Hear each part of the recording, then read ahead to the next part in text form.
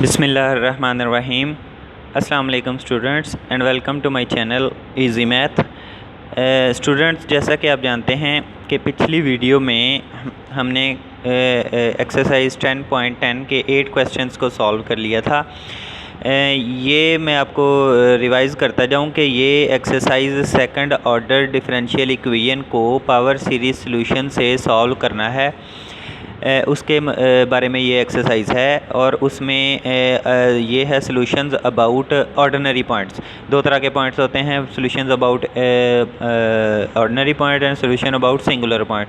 इस एक्सरसाइज में solutions about ordinary points हमने फाइंड आउट करना है। कोई ऑर्डिनरी पॉइंट दिया होगा और एक सेकंड ऑर्डर डिफरेंशियल इक्वेशन दी होगी, उसको हमने पावर सीरीज सॉल्यूशन के मेथड से सॉल्व करना है। मैंने 8 क्वेश्चंस पिछले लेक्चर में सॉल्व कर दिए थे, तो अगर आपने पिछली वीडियो नहीं देखी तो 8 क्वेश्चंस की वो वाली वीडियो लाजमी देखें। अगर वो वीडियो देखेंगे तो आपको अगले क्वेश्चन सॉल्व करने बड़े आसान हो जाएंगे। वो वीडियो देखने के बाद जब आप नेक्स्ट क्वेश्चन सॉल्व करेंगे तो आपको कोई मुश्किल नहीं होगी। नेक्स्ट हम क्वेश्चन नंबर 9 से स्टार्ट करते हैं। क्वेश्चन नंबर 8 जो था वो लेजेंडरी इक्वेशन थी, उसको हमने सॉल्व किया। क्वेश्चन नंबर 9 जो है वो अब है मैथ्यूज़ इक्वेशन। मैथ्यूज़ इक्वेशन को सॉल्व करना स्टार्ट करते हैं जी। तो स्टूडेंट्स, ये हमारा लेक्चर नंबर 2 स्टार्ट है। अपना question number 9 Mathieu's equation solve y double dash plus into alpha plus beta cos of 2x into y is equal to 0। इसमें उसने कहा है कि around x is equal to 0 इसका सोल्यूशन फाइंड आउट करें where alpha and beta कोई parameters हैं। तो हमने क्या कर लिया, क्योंकि उसने x इज़ इक्वल टू 0 के अराउंड कहा था, तो इसका सोल्यूशन इस फॉर्म का बनेगा। हमने जो ऑर्डिनरी पॉइंट होता है उसके मुताबिक सोल्यूशन बनाते हैं कि अगर ऑर्डिनरी पॉइंट a है तो x minus a raise to power n के साथ पावर सीरीज़ वाला सोल्यूशन बनाएंगे। क्योंकि यहाँ पर 0 है तो x माइनस 0 के साथ बनाएंगे। तो ये x माइनस 0 के साथ जब लिखा तो ये सिंपली ये वाली पावर सीरीज़ बन गई। इसको हमने लेट कर लिया कि ये हमारा सोल्यूशन है। अब इसमें से हम डेरिवेटिव फर्स्ट और सेकंड की एक्सप्रेशंस निकाल सकते हैं, वो हमने अपनी इक्वेशन में पुट करनी है। Substituting the values of y and y double dash, हम y डबल डैश और y की वैल्यूज़ को अपनी इक्वेशन में यहाँ पर पुट कर देंगे। y डबल डैश की वैल्यू ये हमने पुट कर दी, plus alpha plus beta cos 2x as it is आ गया, इंटू y की वैल्यू इज़ इक्वल टू 0। मैंने आपको पिछली एक्सरसाइज में भी ये बताया था कि जो y डबल डैश और y डैश की जो एक्सप्रेशंस होती हैं उनमें n is equal to y dash वाली एक्सप्रेशन में n इज़ इक्वल टू 0 की जगह 1 लिख सकते हैं। y डबल डैश वाली जो एक्सप्रेशन होती है उसमें n इज़ इक्वल टू 0 की जगह n इज़ इक्वल टू 2 लिख सकते हैं, तो वो मैंने 2 लिख दिया। अब ये वाला जो सेकंड समेशन है ये इस तरह डिवाइड हो जाएगा, डिस्ट्रीब्यूशन लॉ लग जाएगा। इसने इसके साथ भी और इसके साथ भी मल्टीप्लाई हो जाना है। ये देखें, इसके साथ हो गया और ये बीटा कॉस 2x इसके साथ भी मल्टीप्लाई हो गया। इसके बाद हमने क्या करना है, हमने कॉस 2x की सीरीज़ को खोल देना है, इसको सीरीज़ एक्सपेंशन में लिख देना है। कॉस x की सीरीज़ क्या होती थी, 1 minus x square over 2 plus x 4 over 24 minus x 5 over 5 factorial, इसी तरह चलता जा रहा है। तो फैक्टोरियल को मैंने सिंप्लीफाई करके लिख दिया। ये हमारी कॉज की एक्सपेंशन हो गई। x की जगह 2x है तो हर जगह 2x आएगा। ये हमारी एक्सपेंशन होगी कॉज की। सिमिलरली ये चीज़ और ये चीज़ और ये एज इट इज़ वैसे ही है। अब हमने कर देना है एक्सपेंड सारी की सारी एक्सपेंशंस को, यानी कि इस समेशन को भी, इस समेशन को भी, इस समेशन को भी एक्सपेंड कर देना। ये तो पहले ही हमने कॉज की एक्सपेंशन लिख दी है। ये यहाँ से लेके यहाँ तक जो एक्सपेंशन ये पहली है, ठीक है जी। पहले n इज़ इक्वल टू 2 लगाया, फिर n इज़ इक्वल टू 3 लगाया, फिर n इज़ इक्वल टू 4 लगाया, n is equal to 5 up to so on, plus ये अल्फ़ा इंटू इस पे n इज़ इक्वल टू 0 लगाया, 1 लगाया, 2 लगाया, 3 लगाया, ये वाली एक्सपेंशन खुल गई, प्लस बीटा ये वाला और ये कॉज वाली expansion as it is multiplied by ये वाली expansion n is equal to 0 1 2 3 4 के लिए मैंने ये खोल ली। तो ये एक्सपेंशन सारी जब खोलने के बाद हम इनको कर लेना है सॉल्व। सॉल्व करने से पहले ये जो दो एक्सपेंशन आपस में मल्टीप्लाई हो रही है इनको मल्टीप्लाई करेंगे। कैसे मल्टीप्लाई करेंगे देखें। यहाँ से लेके यहाँ तक ये जो एक्सपेंशन यू तो पहली as it is plus alpha को अंदर मल्टीप्लाई करवा दिया, ये वाली एक्सपेंशन बन गई। प्लस अब ये देखें इन दोनों को मल्टीप्लाई कैसे करवाना है, इस पहले फैक्टर को पकड़ के इनके साथ मल्टीप्लाई करवाया, ये आ गया up to so on. Minus दूसरे फैक्टर को पकड़ के मल्टीप्लाई करवाया तो ये up to so on. Plus तीसरे फैक्टर को पकड़ के मल्टीप्लाई करवाया तो ये आना है plus up to so on. इसमें से जितनी हमें वैल्यूज़ चाहिए वो हमने रख ली। अब इनमें बीटा को अंदर मल्टीप्लाई करवा के और इसको हमने कर लेना है, ग्रुपिंग बना लेनी है एक्स और एक्स स्क्वायर और एक्स क्यूब वाले की। ये जो पहली सीरीज़ है ये एज इट इज़ प्लस दूसरी सीरीज़ भी एज इट इज़। अब बीटा को मल्टीप्लाई जब करवाया तो इनमें से ये देखें बीटा सी नॉट, अंदर एक्स वाली टर्म ये एक ही है, कांस्टेंट वाली टर्म भी एक ही है, एक्स वाली टर्म भी एक ही है तो ये भी आ जाएगी।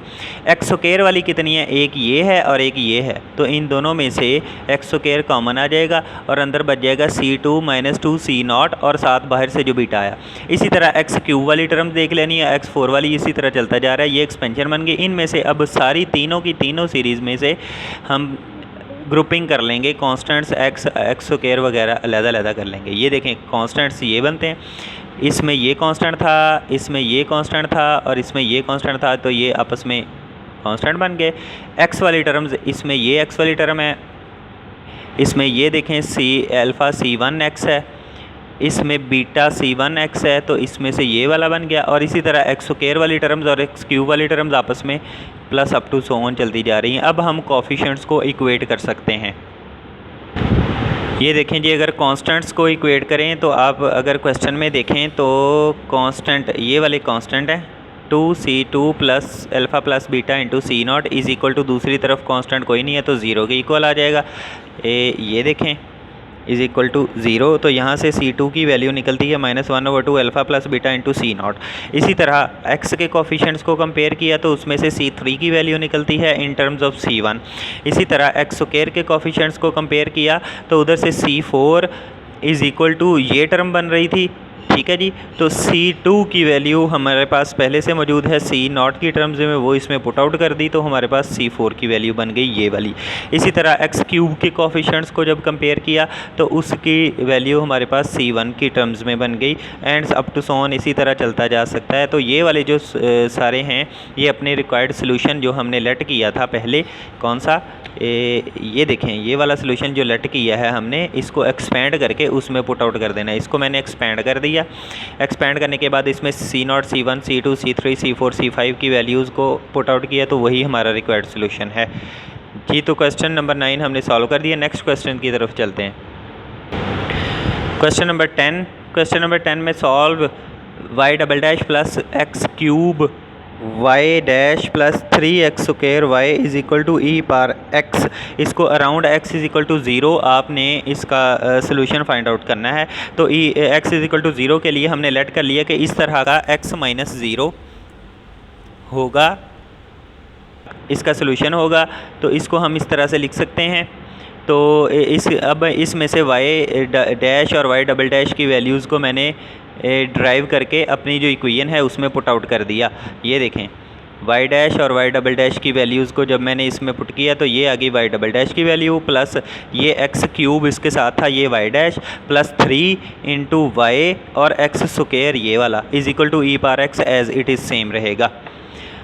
तो अगर मैंने आपको पहले भी बताया था कि हमने y डबल डैश की वैल्यू में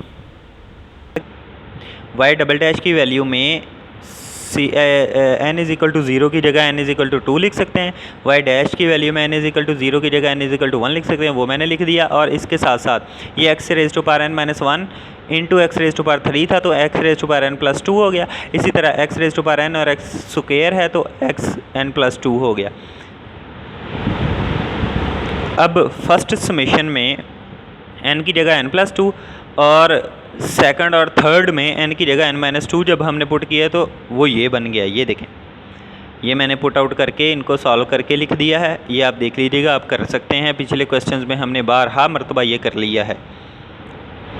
तो अब हमने कर लेना है इनको एक्सपेंड सभी को। ये first summation, second summation, third summation और ई पार एक्स को भी एक्सपैंड इज इक्वल टू की दूसरी तरफ कर लेना है। जब किया तो ये देखें फर्स्ट समेशन जो है इसमें n इज इक्वल टू 0 लगाया, 1 लगाया, 2 लगाया, 3 लगाया up to so on, plus second summation में n इज इक्वल टू 3 लगाया, 4 लगाया और up to so on, plus 3 into इस समेशन में n इज इक्वल टू 2 लगाया, 3 लगाया, 4 लगाया अप टू सो ऑन और 3 को भी अंदर मल्टीप्लाई करवा दिया is equal to e power x की एक्सपेंशन हमने ये खोल दी।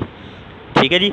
तो अब हम करेंगे इसकी ग्रुपिंग करने के बाद हमारे पास जो बनता है वो ये देखें, कांस्टेंट टर्म्स ये हैं, एक्स की टर्म ये है, एक्स स्क्वायर वाली टर्म ये, एक्स क्यूब वाली ये, एक्स 4 वाली ये और इज इक्वल टू के दूसरी तरफ हमारे पास ई की पावर एक्स की एक्सपेंशन पहले से मौजूद है। अब हमने इक्वेट कर देने हैं कोफिशेंट को इक्वेट करने के लिए क्या है, सबसे पहले कॉन्स्टेंट्स को, यानी कि इधर जो एक्स के बगैर टर्म 2c2 है, उधर एक्स के बगैर टर्म 1 है, तो 2c2 इज इक्वल टू 1, तो c2 इज इक्वल टू 1/2 आ गया। सिमिलरली एक्स वाली टर्म इधर 6c3 है, इधर x वाली टर्म जो है वो 1 है x के साथ कोफिशिएंट, तो इस c3 की वैल्यू 1/6 आ गई।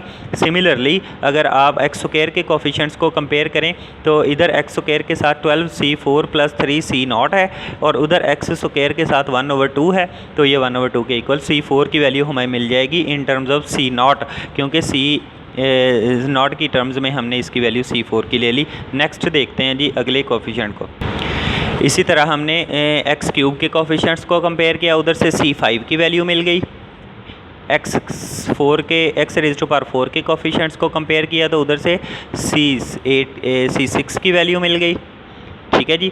तो इसी तरह चलता जा रहा है, तो ये हमें सारे c6, c7, c8 की वैल्यूज़ मिल सकती हैं। तो इनको हमने अपने ओरिजिनल सोल्यूशन, हमारा रिक्वायर्ड सोल्यूशन जो जिसकी फॉर्म ये थी, तो उसको एक्सपेंड कर लिया, उसमें हमने अपनी वैल्यूज़ लगा दी, वही हमारा रिक्वायर्ड सोल्यूशन होगा जी। तो स्टूडेंट्स नेक्स्ट क्वेश्चन है हमारा क्वेश्चन नंबर 11।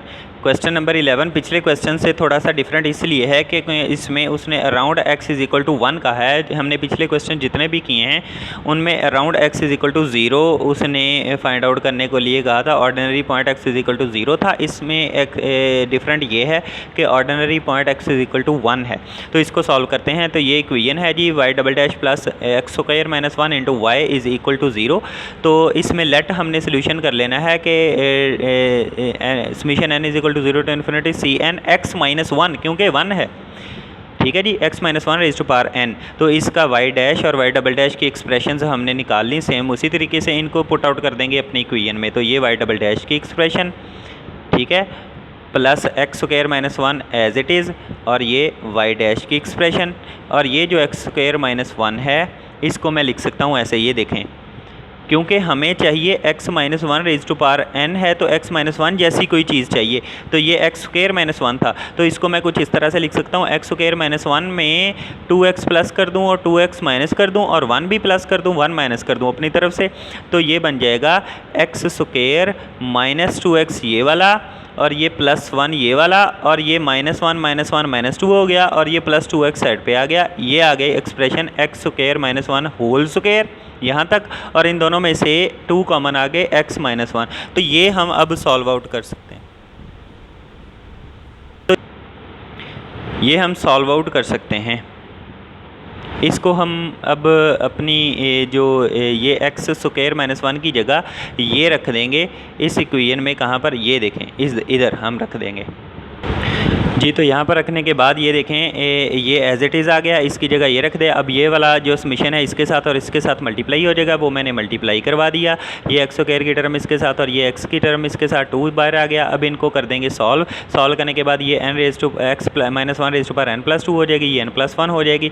अब फर्स्ट जो समेशन है उसमें n की जगह n प्लस 2, सेकंड में n की जगह n माइनस 2, थर्ड समेशन में n की जगह n माइनस 1 पुट कर देना है। तो करने के बाद वो हमने सॉल्व कर लिया, वो बन गया ये। इनमें से अब इस जो फर्स्ट समेशन को हमने एक्सपेंड कर देना है 2 टर्म्स के लिए, तो इसका भी n is equal to 2 to infinity बन जाएगा। ये n is equal to 2 to infinity पहले से ही था, प्लस इसको भी एक्सपेंड कर दिया एक टर्म के लिए, ये भी n is equal to 2 to infinity बन गया। अब सभी में से कॉमन लेके हमारी एक एक्सप्रेशन बन गई, जिसमें से इक्वेशन को कोफिशिएंट्स को कर सकते हैं हम इक्वेट। तो कोफिशिएंट्स को जब हमने इक्वेट किया, फर्स्ट कॉन्स्टेंट्स को किया 2, C2 is equal to 0, C2 की वैल्यू मिल गई। और x-1 के कोफिशिएंट्स को किया तो x-1 के साथ ये है तो इज इक्वल टू 0, उधर से C3 की वैल्यू मिल गई। और इसी तरह xn के कोफिशिएंट्स को जब कंपेयर किया तो उधर से हमें एक रिकरेंस फार्मूला मिल गया ये वाला। इसमें हम n की वैल्यूज़ लगाते जाएंगे और अगले c की वैल्यूज़ को फाइंड आउट करते जाएंगे। ये देखें जी, n is equal to 2, 3, 4 put किया, 2 पुट किया तो C4 is equal to this term आ गई, C0 प्लस 2C1/12, C0/2C1/12 के लिए अब C2 इज इक्वल टू 0 है तो उधर 0 लगाया, C5 की वैल्यू आ गई। अब n इज इक्वल टू 4 के लिए ये वैल्यू थी, 5 के लिए ये वैल्यू आ गई, 4 के लिए n इज इक्वल टू 4 के लिए C6 की वैल्यू आ गई। इसी तरह चलता जा रहा है, 7 की वैल्यू हम ले सकते हैं और ये चलता जाएगा। अब रिक्वायर्ड सोल्यूशन में हमने ये वैल्यूज़ पुट आउट कर दी तो हमारा सोल्यूशन दो फॉर्म्स में बन गया, C0 into this and C1 into this. तो ये चीज़ें हम पहले से ही करते आ रहे हैं, पिछले क्वेश्चन में कर लिया, ये आप बड़े अच्छे तरीके से सॉल्व कर सकते हैं। यही हमारा रिक्वायर्ड सोल्यूशन है इस क्वेश्चन का जी। तो स्टूडेंट्स, नेक्स्ट क्वेश्चन है क्वेश्चन नंबर 13। क्वेश्चन नंबर 13 में भी पिछले क्वेश्चन की तरह x इज इक्वल टू 1 के अराउंड आपने लेना है, तो यही सेम प्रोसीजर हम इधर भी करेंगे। ये इक्वेशन है, इक्वेशन में नेचुरल लॉग ऑफ x की एक टर्म है, उसको हम कैसे डील करेंगे वो मैं बताऊंगा अभी। तो इसका लेट कर लेना है सोल्यूशन इस फॉर्म का, x-1n, क्योंकि 1 के अराउंड ले रहे हैं। तो y डैश और y" की वैल्यूज़ को हमने इधर पुट आउट किया। अब चूँकि हमें चाहिए इधर x-1 की समथिंग फॉर्म, तो ये नेचुरल लॉग ऑफ x की एक्सपेंशन को एक्सपेंड नहीं कर सकते, क्योंकि नेचुरल लॉग ऑफ x की एक्सपेंशन को जब एक्सपेंड करेंगे तो वो x की टर्म्स में आएंगी। हमें चाहिए चीज़ें x-1 की टर्म्स में। तो हमने क्या किया, नेचुरल लॉग ऑफ x को ऐसे लिख लिया, natural log of 1 plus x इन -1, ठीक है, 1 के साथ प्लस और माइनस कर दिया तो इस फॉर्म में लिख लिया नेचुरल। इसी तरह ये जो अकेला x था इधर, ये अकेला x, इसको भी इसी फॉर्म में लिख लिया ताकि हमें x-1 की फॉर्म में चीज़ें मिल जाएं। तो इनको हमने सॉल्व कर दिया। ये देखें यहाँ तक इसके साथ ये एज इट इज़ आ गया। इसने एक मरतबा इसके साथ आ जाना है, एक मरतबा इसके साथ आ जाना है जी, मतलब कि x-1 के साथ आ जाना है, plus natural log of this as it is और साथ expansion Cn x-1 is to power n is equal to 0। अब हमने क्या करना है, इसको कर लेना है सॉल्व। ये जो x-1 प्लस 1 था ये xn हो जाएगी, बाकी सारी सेम चीज़ें ऐसे ही रहेंगी। अब एक्सपेंडिंग दी समेशन सारों को और एक्सपेंडिंग दी नेचुरल लॉग वाले एक्सपेंशन को, तो ये देखें इधर से मैं करता हूँ। ये जो फर्स्ट है वो फर्स्ट वाला, प्लस ये सेकंड वाला एक्सपेंड कर दिया, प्लस ये थर्ड वाला एक्सपेंड कर दिया, प्लस ये नेचुरल लॉग वाला एक्सपेंड हो गया, मल्टीप्लाइड बाय ये एंड वाला एक्सपेंड हो गया इज इक्वल टू 0। इसी तरीके से अब हम इसको इन दोनों को मल्टीप्लाई करेंगे। मल्टीप्लाई करने के बाद ग्रुपिंग करेंगे। ग्रुपिंग करने के बाद देखेंगे कि तीनों में x वाली, x² वाली, x³ वाली टर्म्स को एक साथ कर लेंगे। ये देखें जी, ये फर्स्ट वाली एक्सपेंशन वैसे ही, सेकंड वाली वैसे ही, थर्ड वाली वैसे ही, ये जो फोर्थ वाली है इसको मैंने क्या कर दिया, मल्टीप्लाई कर दिया। मल्टीप्लाई करने के बाद ये भी एक एक्सपेंशन बन गई इज इक्वल टू 0। अब इन तीनों में से, चारों में से देखेंगे ग्रुपिंग, कांस्टेंट टर्म्स अलहदा कर लें, x-1 वाली जो टर्म्स हैं वो अलहदा कर लें, x-1 का स्क्वायर वाली जो अलहदा, क्यूब वाली अलहदा इज इक्वल टू 0। अब लाइक पावर्स को कर देंगे हम इक्वेट, कांस्टेंट्स को इक्वेट किया, C2 की वैल्यू आ गई, x-1 की वैल्यूज़ को इक्वेट किया तो उधर से C3 की वैल्यू आ गई, x-1 स्क्वायर की वैल्यूज़ को इक्वेट किया तो उधर से हमारे पास C4 की वैल्यू आ गई। क्योंकि हमारे पास C2 C3 की वैल्यूज़ पहले से मौजूद हैं, उनको हमने इसमें ऐड कर दिया। तो इसी तरह क्यूब वाली टर्म को इक्वेट किया तो C5 की वैल्यू आ गई और ये चलता जा रहा है। इसी को हम अपने रिक्वायर्ड सोल्यूशन में पुट आउट कर देंगे। ये हमारा रिक्वायर्ड सोल्यूशन था जी, इसको मैंने एक्सपेंड कर दिया। इसमें अब हम अपने कांस्टेंट्स की टर्म्स को मैंने C1, C2, C3, C4, C5 की वैल्यूज़ को पुट आउट कर दिया। पुट आउट करने के बाद दो इंडिपेंडेंट लीनियर C0 और C1 की टर्म्स में एक सोल्यूशन हमें मिल गया। यही हमारा आंसर है। नेक्स्ट है जी क्वेश्चन नंबर 14। क्वेश्चन नंबर 14 में उसने क्या कहा है कि y double dash plus sine of x y is equal to 0 का around x is equal to pi over 2 लेना है। तो पाई ओवर 2 है हमारा ऑर्डिनरी पॉइंट, तो इसके मुताबिक हमारा सीरीज सोल्यूशन ये होगा। इसके मुताबिक हमने अपने वाई डैश और वाई डबल डैश की वैल्यूज़ को अपने इसमें वाई डबल डैश की value plus sine x into y की वैल्यू इज इक्वल टू 0। अब यहाँ पर हमें इस साइन एक्स की एक्सपेंशन को खोलें तो वो एक्स की टर्म्स में आती है, हमें चाहिए एक्स माइनस पाई ओवर 2 की टर्म्स में चीज़ें। तो एक्स माइनस पाई ओवर 2 की टर्म्स में चीज़ें लाने के लिए हमने साइन एक्स को लिख दिया pi over 2 plus x minus pi over 2। ठीक है जी, इसको अब एक्सपेंड करेंगे with respect of Taylor series. ये देखें टेलर सीरीज़ ने क्या कहा था कि sine of pi over 2 plus जो x plus pi x minus pi over 2 है, इसको f of pi over 2 plus h लिख सकते हैं। एच इसमें क्या है, एक्स माइनस पाई ओवर 2। तो F of pi over 2 plus H को अगर एक्सपेंड करें टेलर सीरीज़ के मुताबिक तो वो ये होती है।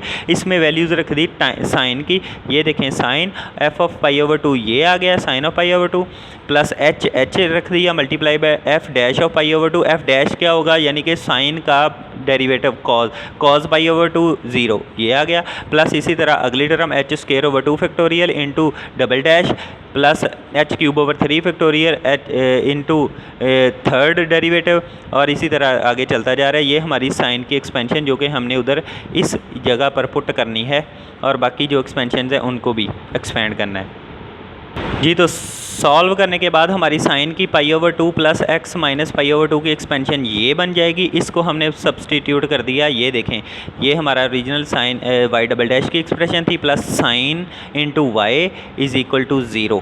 तो अब हमने सारे जो समेशंस हैं उनको भी एक्सपेंड कर देना है। ये वाला समेशन एक्सपेंड किया, n is equal to 2, n is equal to 3, n is equal to 4, n is equal to 5 plus up to so on, plus ये साइन की एक्सपेंशन मल्टीप्लाइड बाय ये इसकी एक्सपेंशन, तो इसके बाद इज़ इक्वल टू 0। अब इनको मल्टीप्लाई करवाएंगे, मल्टीप्लाई करवाने के बाद ये देखें ये first expansion as it is plus ये मल्टीप्लाई करवाने के बाद ये हमारी ग्रुपिंग बन गई इज़ इक्वल टू 0। अब इसमें हमने अलग-अलग कर लेने हैं ग्रुपिंग, कांस्टेंट वाले अलग, एक्स माइनस पाई ओवर 2 वाले अलग, x minus pi over 2 square वाले अलग, क्यूब वाले अलग, अप टू सो ऑन। इसके कर लेने हैं कांस्टेंट्स को इक्वेट, कोफिशिएंट्स को सॉरी कांस्टेंट्स इक्वेट किए तो उससे C2 की वैल्यू हमें मिल गई कांस्टेंट में। इधर देखें 2C2 plus C0 is equal to 0 है। इसी तरह एक्स माइनस पाई ओवर 2 वाली टर्म्स को इक्वेट किया तो C3 की वैल्यू मिल गई, स्क्वायर वाली टर्म्स को इक्वेट किया C4 की और C5 की, ऐसे ही चलता जा रहा है। ये हमने पुट आउट कर देना अपने ओरिजिनल सोल्यूशन में। तो हमारा ओरिजिनल सोल्यूशन गाइस ये वाला था सारा, उसको मैंने एक्सपेंशन फॉर्म में लिख दिया, उसमें C1 C2 C3 C0 C5 C सभी की वैल्यूज़ पुट आउट कर दी, और उसमें से फिर हमने C0 वाली टर्म्स अलहदा प्लस C1 वाली टर्म्स अलहदा, जो कि हमारा रिक्वायर्ड सोल्यूशन है। तो स्टूडेंट्स आज की इस वीडियो में आपने क्वेश्चन नंबर 9, क्वेश्चन नंबर 10, 11, 12, 13 और 14 हमने सॉल्व किए हैं। उम्मीद है कि आपको ये क्वेश्चंस अच्छे तरीके से समझ आ गए होंगे। अगर आपको ये वीडियो अच्छी लगी हो तो लाजमी इसको लाइक कर दीजिए और मेरे चैनल को भी सब्सक्राइब कर दीजिए।